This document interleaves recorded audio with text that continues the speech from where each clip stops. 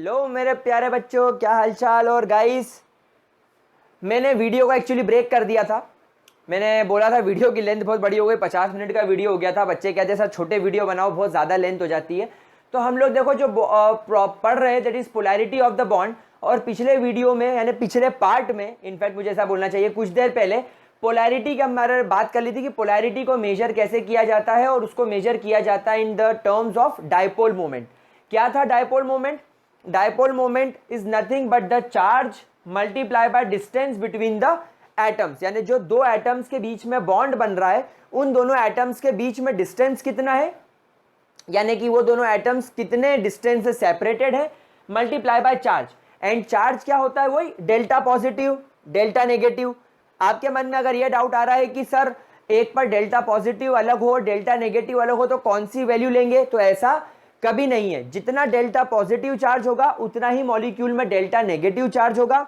और आप लोगों को यहां पर क्यू की जगह सिर्फ वो वैल्यू रखनी है, ना तो पॉजिटिव रखना है ना तो नेगेटिव रखना है। अगर अपन बात करें डायपोल मोमेंट की यानी कि म्यू की, तो उसकी ऐसा यूनिट होती है कूलम्स मीटर।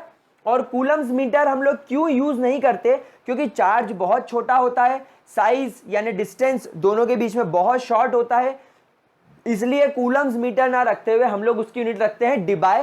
डिबाई एक साइंटिस्ट थे जिन्होंने कहा था that 1 debye is equal to 3.33564 into 10⁻³ coulombs metre. यहां तक कि अगर आप लोगों को बात समझ में आ गई हो तो इसको रब करके अब हम लोग और आगे चलते हैं और अब बात करते हैं ये डायपोल मोमेंट और पोलैरिटी की और ज्यादा डिटेल में। तो लेट्स से मेरे प्यारे बच्चों, मेरे पास में एक एग्जांपल है HF का। तो ये मेरे पास में एक HF का एग्जाम्पल है। अब आप लोग सब जानते हो that fluorine being more electronegative, fluorine बहुत ज्यादा इलेक्ट्रोनेगेटिव है, तो हम यहां पर लिख लेते हैं मोर इलेक्ट्रोनेगेटिव। हाइड्रोजन हम लिख लेते हैं it is very less electronegative. तो अब यहां पर हम सब लोग जानते हैं कि फ्लोरीन इस इलेक्ट्रॉन पेयर को अपनी ओर खींच लेगा। तो इसे बताने के लिए कि कहां से कहां इलेक्ट्रॉन पेयर अट्रैक्ट हो रहा है, हम यहां पर एक साइन का इस्तेमाल करेंगे जो कुछ इस तरीके से रहेगा। देखिए ये एक एरो है, एरो जिसका हेड फ्लोरीन की तरफ है और टेल जिस पर आप देखिए एक प्लस बना हुआ है, ये पीछे की तरफ है। एक्चुअली इसे वेक्टर साइन बोलते हैं। तो सबसे पहली और सबसे इंपॉर्टेंट बात ध्यान रखिएगा that dipole moment, that your dipole moment जिसको हम लोग म्यू से डिनोट करते हैं, इज अ वेक्टर क्वांटिटी। बेटा वेक्टर क्वांटिटी जब कभी भी आपके सामने वर्ड आता है तो वेक्टर क्वांटिटी में डायरेक्शंस की बहुत ज्यादा इंपॉर्टेंस बढ़ जाती है। ये स्केलर क्वांटिटी नहीं है कि सिर्फ मेजर कर लिया, ये वेक्टर क्वांटिटी भी है, मतलब यहां पर डायरेक्शन का भी बहुत इंपॉर्टेंट रोल है। और दूसरी खास बात जब आप फिजिक्स में वेक्टर क्वांटिटी पढ़ोगे, जब आप फिजिक्स में वेक्टर पढ़ोगे तो वो उसमें क्या होता है, वो उल्टा होता है। यानी कि जैसे फॉर एग्जांपल अब यहां पर देखो, हम लोग सब जानते हैं दैट हमारा fluorine is delta negative and hydrogen is delta positive. तो ये जो वेक्टर का साइन है ये पॉजिटिव से नेगेटिव की ओर है, मतलब ये वेक्टर का जो हेड है इसका हेड किसकी तरफ रहता है, नेगेटिव की तरफ। और ये जो टेल है ये टेल किसकी तरफ रहती है, पॉजिटिव की तरफ। और इसको हम लोग याद कैसे करेंगे केमिस्ट्री में, भाई जहां पर वेक्टर में प्लस बन रहा है ये प्लस डेल्टा पॉजिटिव की तरफ और यहां पर हेड यानी एरो डेल्टा नेगेटिव की तरफ। लेकिन फिजिक्स में उल्टा हो जाता है। यहां पर आप लोग ध्यान रखिएगा, इन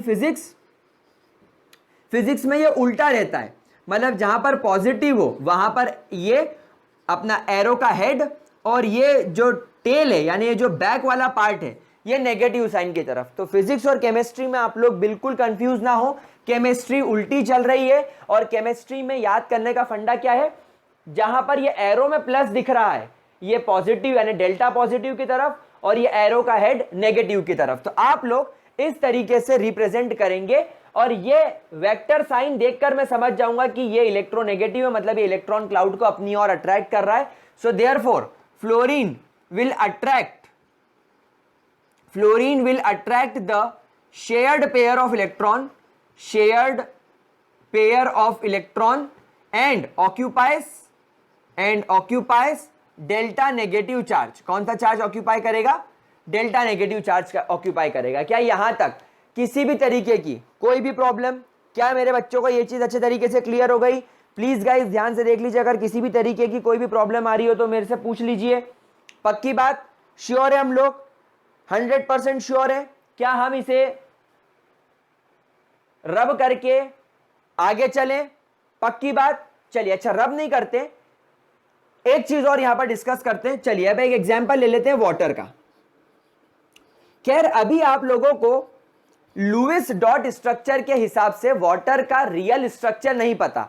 अभी तो आप लोग क्या करोगे, आप ऑक्सीजन ऐसा बीच में बना लोगे, 2 लोन पेयर यहां रख दोगे, एक हाइड्रोजन इधर कनेक्ट कर दोगे, एक हाइड्रोजन इधर कनेक्ट कर दोगे। ये आपने कैसे सीखा? लुईस अंकल से, लुईस डॉट स्ट्रक्चर से। लेकिन अभी मैं आप लोगों को अब एक बहुत रियल बात बताने वाला हूं कि रियलिटी में जो आपका ऑक्सीजन होता है वो कुछ इस तरीके से दिखता है, जिसमें आपको एक लोन पेयर यहां नजर आता है, एक लोन पेयर आपको यहां नजर आता है, कुछ मिक्की माउस के कान जैसा हो गया, एक हाइड्रोजन इधर और एक हाइड्रोजन इधर होता है, और इन दोनों के बीच का जो बॉन्ड एंगल होता है वो 104.5 डिग्रीज होता है। और ये आप लोगों को इस तरीके से वी शेप्ड मॉलिक्यूल दिखता है। वी शेप भी बोल सकते हो या बेंट स्ट्रक्चर भी बोल सकते हो। क्या ये बात समझ में आ गई आप लोगों को? तो ये हो गया आपके वाटर का स्ट्रक्चर। थोड़ा सा ये तिरछा बन गया क्या? हाँ, ये बहुत ज़्यादा टेढ़ा बन गया। इसको थोड़ा सा हम लोग इस तरीके से बनाते हैं, ये थोड़ा सा हम इसको ऐसे बनाते हैं। ये हो गया आपका हाइड्रोजन का स्ट्रक्चर। तो this is your water structure. यहां तक पॉइंट क्लियर हो गया? अब ध्यान से देखो, हम लोग सब जानते हैं that oxygen is more electronegative and hydrogen is less electronegative. तो आप सब लोग जानते हैं कि ये बॉन्ड पेयर ऑफ इलेक्ट्रॉन किसकी तरफ जाएगा? ये इस तरीके से दोनों तरफ से ऑक्सीजन की तरफ जाएगा। तो यहां पर hydrogen will occupy delta positive, this hydrogen will occupy delta positive, और इस वजह से ऑक्सीजन के ऊपर 2 डेल्टा नेगेटिव साइन देखने को मिलेंगे। एक डेल्टा नेगेटिव इसकी वजह से आ रहा है, एक डेल्टा नेगेटिव इसकी वजह से आ रहा है। चाहे तो आप इसको 2 डेल्टा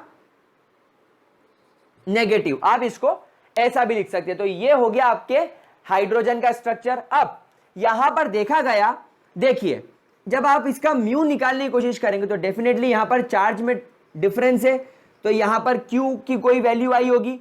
एंड यहां पर देखिए O से H के बीच में डिस्टेंस कुछ होगा, तो यहां पर डिस्टेंस रख दिया गया D। तो Q इंटू D से जब वैल्यू निकाली गई तो इसकी वैल्यू आई 6.17 into 10 to the power -30 coulombs metre. ये है इसके डायपोल मोमेंट की वैल्यू। और ये डायपोल मोमेंट की वैल्यू दिखा रही है क्या? कि अगर डायपोल मोमेंट की वैल्यू 0 होती है मतलब आपका कंपाउंड कैसा है? Non polar. आपका कंपाउंड कैसा है? Non polar. और अगर आपके म्यू की वैल्यू 0 के बराबर नहीं है मतलब आपका कंपाउंड है पोलर। इसके बारे में 2 सेकंड में बात करते हैं। तो म्यू की वैल्यू वाटर में कितनी आ रही है? 6.17 × 10 टू द पावर -34। अच्छा, अब अगर आप इसको डिवाइस में कन्वर्ट करना चाहते हैं तो आप इसको ऐसा कर लीजिए, 6.17 into 10 to the power -30 coulombs metre divided by 3.33 into 10 to the power -30 coulombs metre. ये सब कैंसल आउट हो जाएगा और यहां पर आपको म्यू की वैल्यू मिलेगी 1.85 डिवाइस। तो ये डिवाइस में इसकी वैल्यू हो गई वाटर की पोलैरिटी की। सो वाटर की डायपोल मोमेंट की वैल्यू कितनी हो गई? 1.85। यानी अगर म्यू की वैल्यू 0 नहीं है तो आपका कंपाउंड क्या है? पोलर है। क्या ये बात आपको बहुत अच्छे से समझ में आ गई मेरे प्यारे बच्चों? क्या इसके अंदर किसी भी तरीके की कोई दिक्कत? ये आपके एनसीईआरटी में एग्जाम्पल दे रखा है, इसलिए हम लोगों ने इसे एग्जाम्पल के तौर पर समझ लिया। अब एक बार हम लोग ये म्यू की वैल्यू के साथ खिलवाड़ कर लेते हैं। फॉर एग्जाम्पल, अगर मान लीजिए मेरे पास में यहां पर एक मॉलिक्यूल है एफ। अब यहां पर क्योंकि ये सेम टाइप का मॉलिक्यूल है, इसमें दोनों तरीके के एटम सेम है, अगर मैं इसका म्यू निकालने जाऊं Q इंटू डी, तो देखिए D की तो कोई ना कोई वैल्यू होगी, तो मैं D की वैल्यू D मान लेता हूं। मान ली D है, लेकिन बेटा यहां पर F और F की इलेक्ट्रोनेगेटिविटी सेम होने की वजह से ना तो इस पर कोई पार्शियल पॉजिटिव या पार्शियल नेगेटिव चार्ज है, ना इस पर कोई पार्शियल पॉजिटिव या पार्शियल नेगेटिव चार्ज है। तो because of no charge value क्या होगा? 0। तो 0 मल्टीप्लाई बाय डिस्टेंस भी क्या हो जाएगा? 0। तो जब म्यू की वैल्यू 0 हो जाए तो ये डेफिनेटली कंपाउंड क्या हो जाएगा? नॉन पोलर हो जाएगा। क्या बात समझ में आ रही है?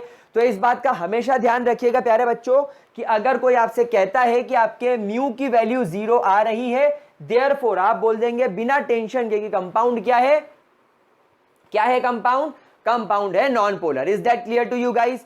क्या आपको वाटर का एग्जांपल समझ में आ गया? कोई दिक्कत तो नहीं?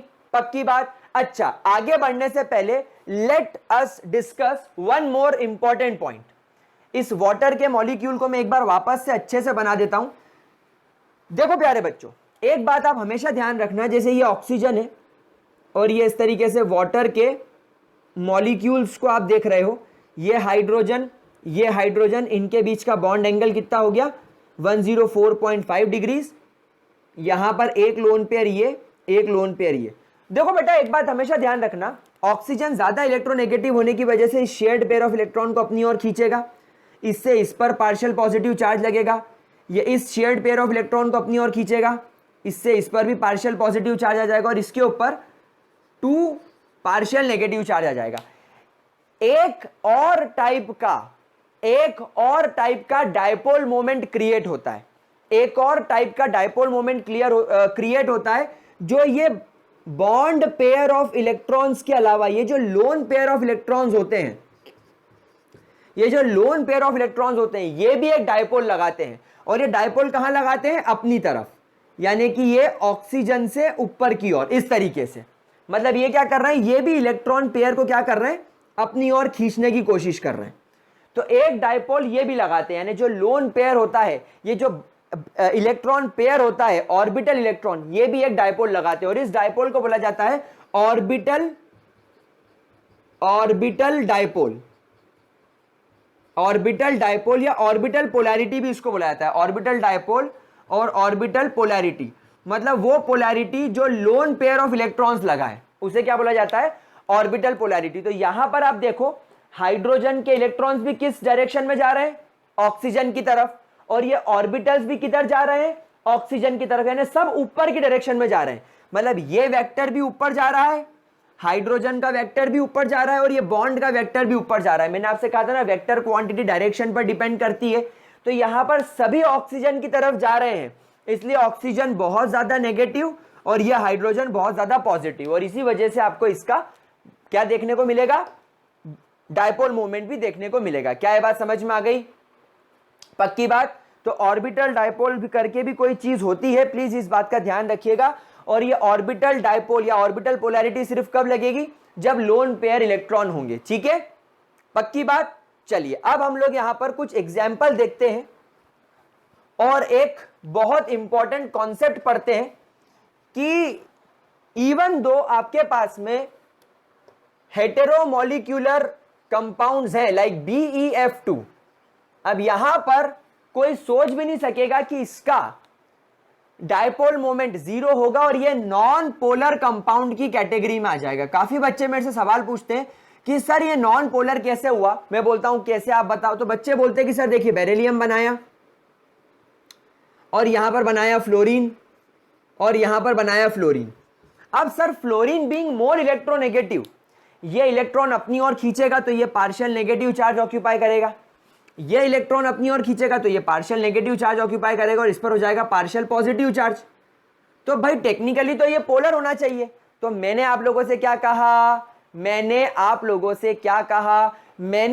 से कहा प्यारे बच्चों कि पोलैरिटी या डायपोल मोमेंट एक वेक्टर क्वांटिटी होती है और वेक्टर क्वांटिटी किस पर डिपेंड करती है, डायरेक्शंस पर। तो यहां पर आप देखो, यहां पर क्या हो रहा है, जितनी ताकत से ये वाला फ्लोरीन बेरिलियम के इस इलेक्ट्रॉन पेयर को खींच रहा है, उतनी ही ताकत से ये वाला फ्लोरीन बेरिलियम के इस इलेक्ट्रॉन पेयर को अपनी ओर खींचेगा। अब आप यहां पर देखो, डायरेक्शन देखो, यहां पर जो आपका डायपोल मोमेंट है, जो आपकी पोलैरिटी है, इसकी डायरेक्शन क्या हो गया, इक्वल एंड अपोजिट।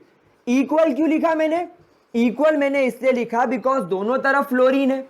तो जितनी ताकत से, भाई दोनों की इलेक्ट्रोनेगेटिविटी सेम है, दोनों फ्लोरीन की इलेक्ट्रोनेगेटिविटी सेम होने का मतलब है जितनी ताकत से, जितनी पावर से ये फ्लोरीन इस बेरिलियम के और अपने खुद के इलेक्ट्रॉन पेयर को अपनी ओर खींचेगा, उतनी ताकत से ये फ्लोरीन भी इस इलेक्ट्रॉन पेयर को अपनी ओर खींचेगा।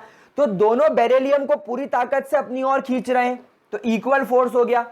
और अपोजिट का मतलब क्या है, एक लेफ्ट खींच रहा है तो एक राइट खींच रहा है। मतलब यहां पर कैसी सिचुएशन क्रिएट हो गई, यहां पर एक ऐसी सिचुएशन क्रिएट हो गई कि एक बॉक्स है मेरे पास में, इस बॉक्स को मैंने रस्सी से बांधा और ये रस्सी के 2 थ्रेड हैं और एक पर्सन इसे यहां से खींच रहा है और एक पर्सन इसे यहां से खींच रहा है। क्योंकि दोनों पर्सन सेम है, दोनों पर्सन इसे इक्वल फोर्स से खींच रहे हैं, दोनों पर्सन इसे इक्वली खींच रहे हैं, एक इधर खींच रहा है एक इधर खींच रहा है, तो ये बॉक्स मूव करेगा नहीं, the box will not move, box बिल्कुल भी मूव नहीं करेगा क्योंकि इक्वल एंड अपोजिट फोर्स लग रहा है। क्या ये बात समझ में आ रही है? मतलब इसके फोर्स को इसका फोर्स कैंसिल कर रहा है और इसके फोर्स को इसका फोर्स कैंसिल कर रहा है, तो यहां पर इक्वल एंड अपोजिट डायरेक्शन काम कर रहा है। तो उसकी वजह से क्या होगा, उसकी वजह से कोई नेट मूवमेंट आपको यहां देखने को नहीं मिलेगा। और इसी वजह से क्योंकि आपका ये डायपोल, आपका डायपोल एक वेक्टर क्वांटिटी है, because dipole is a vector quantity and it is applied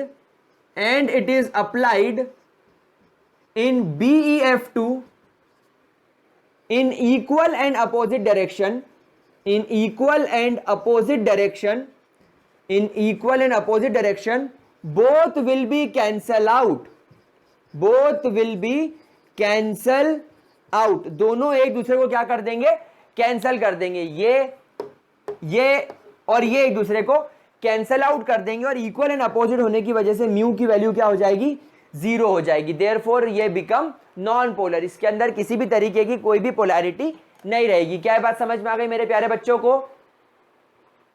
पक्की बात, श्योर है? किसी भी तरीके की कोई भी परेशानी तो नहीं? एक इधर जा रहा है तो एक उधर जा रहा है, बिल्कुल इक्वली अपोजिट डायरेक्शन में जाने की वजह से एक दूसरे के डायपोल को ये क्या कर देंगे, कैंसिल कर देंगे। क्या ये चीज क्लियर हो गई? पक्की बात। आगे बढ़े, चलिए एक एग्जाम्पल ये लेने के बाद मैं अगला एग्जाम्पल आप लोगों के सामने BE या BCl3 का लेता हूं। चलिए BCl3 ये भी नॉन पोलर हो जाएगा। अब आप बोलोगे सर ये नॉन पोलर कैसे?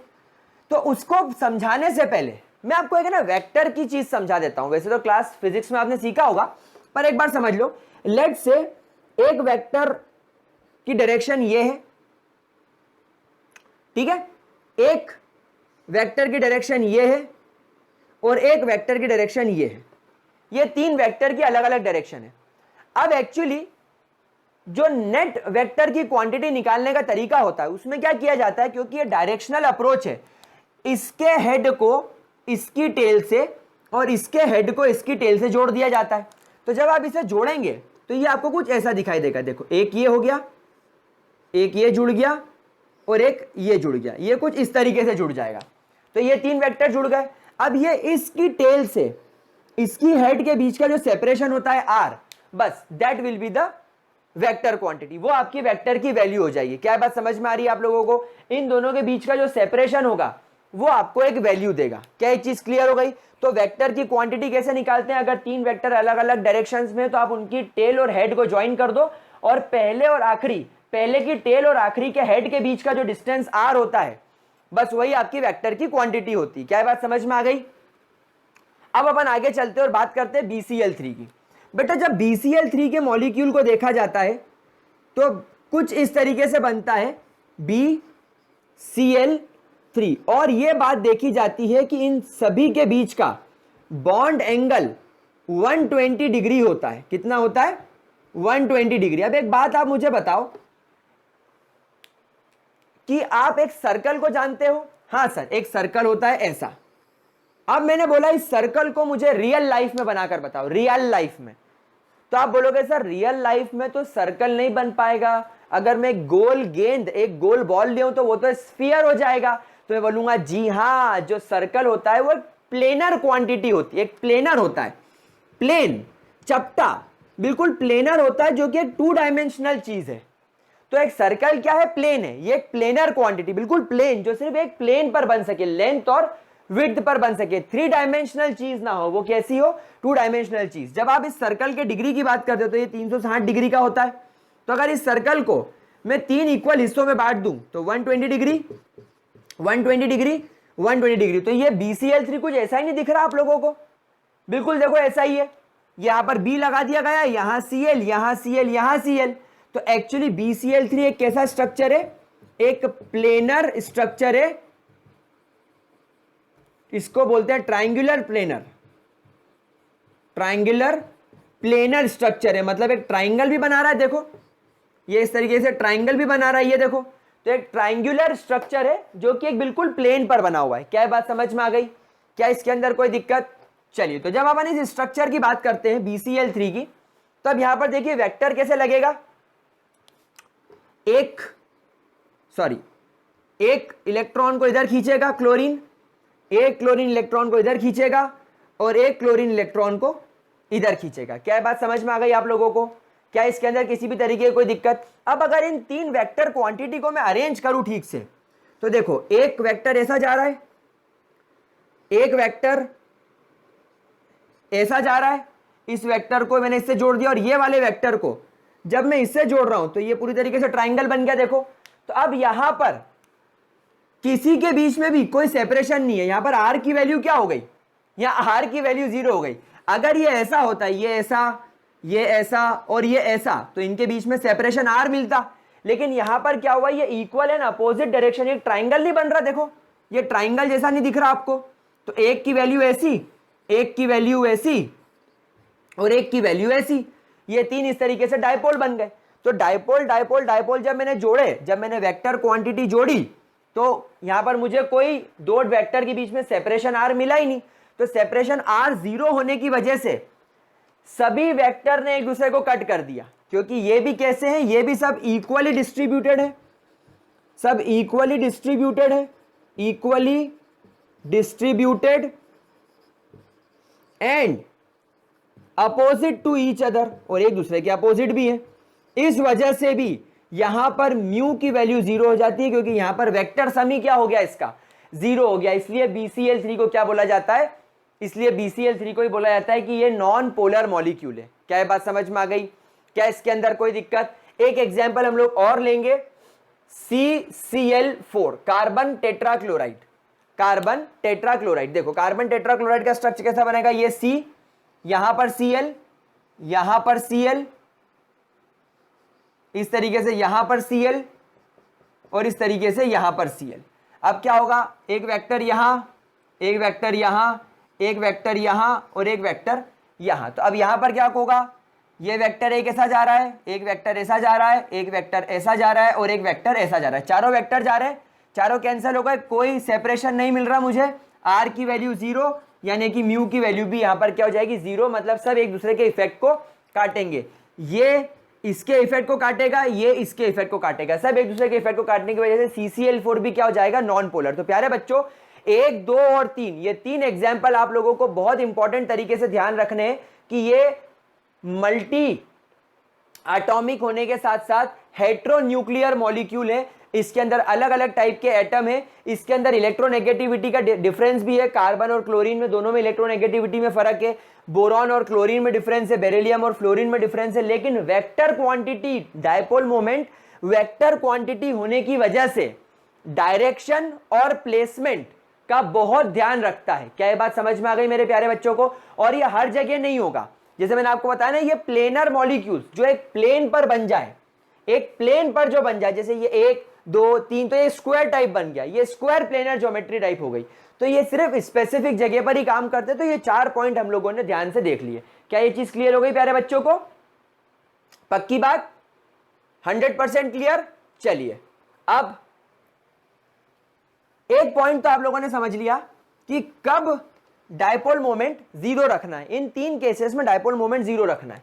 अब आपको एक बहुत इंपॉर्टेंट कोरिलेशन आता है कि अब आपके पास में एक NH3 का और एक NF3 का मॉलिक्यूल है, और इसमें बोला जाता है कि इन दोनों में से ज्यादा पोलैरिटी किसकी है, इन दोनों में से ज्यादा पोलर कौन है। अब आप लोगों को यह बताना है कि NH3 और NF3 में से ज्यादा पोलर कौन है। 2 सेकंड वीडियो पॉज करो, 2 सेकंड वीडियो पॉज करो और मुझे बताओ कि इसके अंदर क्या रिजल्ट होगा। वीडियो पॉज करके बताओ। काफी सारे बच्चे ये गलती करेंगे कि सर अभी आपने जैसा BCl3 बनाया था, मैं NH3 बना देता हूं। जैसा आप लोगों ने BCl3 बनाया था वैसा मैं NH3 और NF3 बना देता हूं। तो सबसे पहली सबसे बड़ी गलती यही होगी, क्या कि NH3 और NF3 का स्ट्रक्चर BCl3 जैसा नहीं है। क्यों? क्योंकि बेटा नाइट्रोजन के अंदर आपको एक लोन पेयर दिखाई देता है, इस वजह से नाइट्रोजन की ज्योमेट्री में बदलाव आ जाता है और NH3 और NF3 आपको कुछ ऐसे दिखाई देते हैं। And guys let me remind you, this is not a planar structure. अब ये 3 डायमेंशनल स्ट्रक्चर हो गया है। कैसे? देखो मैं आपको बताता हूं। ये जो नाइट्रोजन से जो 3 हाइड्रोजन जुड़े हुए हैं, देखो ये कुछ इस तरीके से जुड़े हुए, समझ रहे हो? ये एक इधर और एक इधर, ये NH3 को जैसा दिखाई दे रहा है। देखो एक सेकेंड ना, मैं इसको जरा जमा लूं। ये है तो अड्डा NH3, ये है तो अड्डा NH3, ये कुछ ऐसा दिखेगा। ये देखो, ये जो मेरा हाथ है, ये जो मेरा हाथ है, ये नाइट्रोजन का लोन पेयर है। ये एक हाइड्रोजन इधर, एक हाइड्रोजन इधर, एक hydrogen. This is actually your NH3। ये NH3 है, समझ रहे हो बात को? और ये जो मेरा ये जो दिख रहा है, ये लोन पेयर है। ये हाथ नाइट्रोजन है, ये इसका लोन पेयर है, और ये NH3। तो क्या ये प्लेनर स्ट्रक्चर है? ये 3 डायमेंशनल स्ट्रक्चर है। क्यों? क्योंकि अगर ये प्लेन पर आ गया तो ये पेज के बाहर निकल रहा है, ये पेज के पीछे निकल रहा है, और ये पेज के ऊपर निकल रहा है। तो क्या हुआ? ये एक 3 डायमेंशनल स्ट्रक्चर हो गया। तो यहां पर बॉन्ड एंगल 120 120 120 ना होते हुए 107 हो जाता है। क्या ये बात समझ में आ रही है? तो देयरफॉर जब बॉन्ड एंगल 120 120 120 नहीं है, मतलब क्या वेक्टर क्वांटिटी का सम 0 होगा? नहीं, यहां पर वेक्टर का सम 0 नहीं होगा। क्यों? क्योंकि यहां पर डायरेक्शन अलग हो गई। ये अलग डायरेक्शन में जा रहा है, ये अलग डायरेक्शन से आ रहा है, और ये अलग डायरेक्शन से आ रहा है। समझ रहे हैं कैसा हो रहा है? एक वेक्टर इधर से आ रहा है तो एक वेक्टर इधर से आ रहा है। अब ये इक्वल एंड अपोजिट थोड़ी है भाई, इनके बीच में तो 160 डिग्री का ही एंगल है। अपोजिट कब होता है? जब दोनों एक दूसरे से 180 पर होते। इधर से और इधर से आता तो कैंसिल होता, लेकिन इधर से वेक्टर थोड़ी सम कैंसिल होगा। तो यहां पर ये नॉन पोलर तो नहीं है, पोलैरिटी होगी। इधर से भी यही केस होगा। इधर क्या होगा भाई? इधर नाइट्रोजन ज्यादा इलेक्ट्रोनेगेटिव है, लेकिन यहां तो फ्लोरीन ज्यादा इलेक्ट्रोनेगेटिव। तो यहां से वेक्टर कुछ ऊपर से नीचे आएगा, यानी नाइट्रोजन से फ्लोरीन की तरफ आएगा। अब एक बात और सोचो, अब कितनों के मन में ये आ रहा है कि सर NF3 ज्यादा पोलर होगा, NF3 की पोलैरिटी ज्यादा होगी, इसका डायपोल मोमेंट ज्यादा होगा। कितनों ने जवाब दिया हाँ? जितनों ने जवाब किया हाथ ऊंचा करो और कमेंट सेक्शन में वीडियो पॉज करके लिखो कि सर मुझे पता लगा था NF3 का ज्यादा होगा। और मेरे प्यारे बच्चों, जितनों का भी NF3 सही आंसर आ रहा है, आप बिल्कुल गलत हैं। आप बिल्कुल गलत है। कारण समझो, क्या सिखाया था? ऑर्बिटल पोलैरिटी भी कुछ होती है, ऑर्बिटल डायपोल भी कुछ होता है। और ऑर्बिटल डायपोल कैसा होता है? उसकी तरफ, एटम से उसकी तरफ। यहां पर भी ऑर्बिटल डायपोल कहां लग रहा है? एटम से उसकी तरफ। अब यहां पर समझो लफड़ा, यहां लफड़ा समझो। इन दोनों बॉन्ड्स को देखो, एक बॉन्ड इधर है और एक बॉन्ड इधर है, ये इक्वल एंड अपोजिट जा रहा है। तो इसके डायपोल को ऑलमोस्ट इसका डायपोल कैंसिल कर देगा, और इसके डायपोल को ये ऑर्बिटल डायपोल कैंसिल कर देगा। समझ में आ रही बात? तो इस वजह से इसकी जो डायपोल मोमेंट निकल कर आता है वो बहुत कम आता है, that is 0.23, almost negligible, almost negligible. क्या ये बात समझ में आ रही है? क्या इसके अंदर किसी भी तरीके का कोई भी डाउट? पक्की बात, ऑलमोस्ट नेग्लिजिबल हो जाता है ये, है ना। और जब अपन इसके बात करते हैं डायपोल की, तो देखो यहां से डायपोल इधर लग रहा है सम, इधर से ऊपर जा रहा है सम, इधर से ऊपर जा रहा है, ये भी सम हो गया, और ये भी ऊपर जा रहा है। तो यहां तो चारों डायपोल नाइट्रोजन की तरफ जा रहे हैं, चारों वेक्टर क्वांटिटी नाइट्रोजन की तरफ जा रही है। तो यहां म्यू की वैल्यू हो जाती है 4.90, 4.90। क्या ये बात समझ में आ रही है आप लोगों को? क्या इसके अंदर किसी भी तरीके का कोई प्रॉब्लम? ठीक है, पक्की बात। आगे बढ़े, श्योर शॉट। अच्छा नहीं, ये जो 4.90 इज 10⁻⁻30 कूलम्स मीटर, और इसके म्यू की वैल्यू भी अपन कूलम्स मीटर की लिख लें, 0.80 × 10⁻30 कूलम्स मीटर। तो अब आप यहां पर खुद ही देख सकते हैं कि यहां पर NH3 is more polar NH3 is more polar than NF3। यहां पर NH3 की पोलैरिटी NF3 से ज्यादा हो गई मेरे प्यारे बच्चों। क्या ये चीज समझ में आ गई? क्या इसके अंदर किसी भी तरीके की कोई दिक्कत? श्योर है? तो गाइज यहां पर अपना पोलैरिटी और डाइपोल मोमेंट वाला पार्ट खत्म होता है। आज हमारी ये चीज खत्म होती है गाइज। अभी मुझे आप लोगों के साथ में फजान्स रूल और डिटेल में डिस्कस करना है, जो हम लोगों ने इस के पहले वाले वीडियो की शुरुआत में पढ़ा था। तो अभी इसके पहले वाला वीडियो, ये वाला वीडियो और अब इसके बाद वाला वीडियो, फजान्स रूल का, ये 3 वीडियो आपको एक साथ देखने पड़ेंगे, तब आपको पोलैरिटी और डाइपोल मोमेंट 200% क्लियर हो जाएगा। ठीक है? तो गाइज आज के वीडियो को ध्यान से देखिएगा। ये जो वेक्टर क्वांटिटी का मैंने आपको बताया, थोड़ा सा फिजिक्स से आपको लेना पड़ेगी ये चीज कि वेक्टर क्वांटिटी कैसे सम होती, पर मैंने आपको एक आइडिया बता दिया। वेक्टर क्वांटिटी 3 अगर होगी तो कैसे सम होगी? जब सबका बॉन्ड एंगल 120 120 120 हो तो वेक्टर क्वांटिटी 0 कर दो। जब सबका वेक्टर क्वांटिटी 90 90 90 90 हो तो चारों को जोड़ दो, 0 कर दो। लेकिन अगर इस तरीके के कोई स्ट्रक्चर आते हैं, 3 डायमेंशनल स्ट्रक्चर आते हैं जिसमें बॉन्ड एंगल सबका बराबर 360 डिग्री के ना हो, तो फिर उसके अंदर पोलैरिटी आपको रखनी है, क्योंकि उसके वेक्टर एक दूसरे को कैंसल आउट नहीं कर पाएंगे बल्कि एड अप हो जाएंगे। कोई दिक्कत मेरे प्यारे बच्चों? तो गाइज यहां पर अपना पोलैरिटी और डाइपोल मोमेंट वाला पार्ट खत्म होता है। अगली क्लास में फजान्स रूल की बात करेंगे और फिर शुरू करेंगे वैलेंस बॉन्ड थ्योरी। तो गाइज आज की क्लास यहीं खत्म करते हैं। That's all for today. Bye bye guys, have a very great day.